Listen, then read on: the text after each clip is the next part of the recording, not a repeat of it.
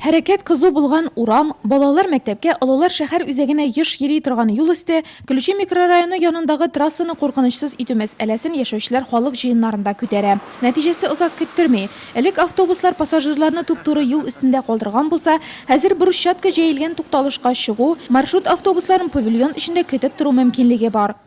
15 елның август айында бу мәсьәлә халык тарафыннан күтәрелеп чыгылды, халык җыеннарында. Бу павильон бик тиз арада бары тик 2 ай эчендә монда китереп куелды.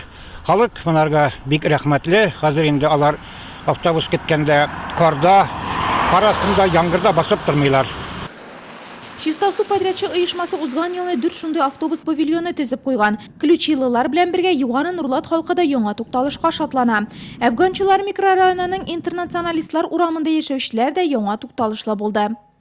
В 2013 году было установлено 2013 елда 12, 2014-тә 1, 2015-тә 4 яңа автобус павильоннары ясалды. Соңгылары өчен 770 мең сум акча бүлеп бирелде. Кез азагында башлап 2 ай эчендә эшне төгәлләдек тә. Автобус павильоннары бер типтагы проект буенча ясала. Матур, стандартларга туры киләләр. Шәһәрдә алар барысы да бер төсле һәм кешеләр өчен уңайлы булсын дип тырышабыз.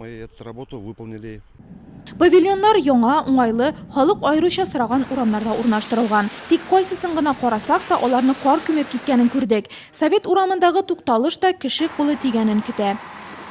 Түбәсе ябылган, чүп сауыты куелган, тик кары чистартылмаган. Шәһәребездә яңа автобус павильоннары урнаштырылды. Тик аларны чистарту мәсьәләсе генә хәл ителеп бетмәгән күрәсең.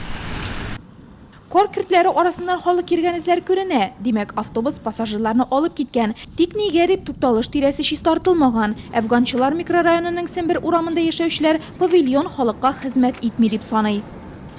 Остановка есть, это хорошо, но... Тукталыш бар, монысы әйбәт. Тик монда мәктәп автобуслар гына туктый. Башкаларын күргәнем юк. Ул файдаланылмый дип әйтер идем. Моннан тыш чистартылмаган, басып торыр урын юк.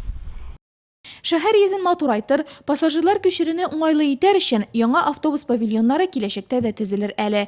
Буш тора торган түгел, халыкка хезмәт итә торган булсыннар иде.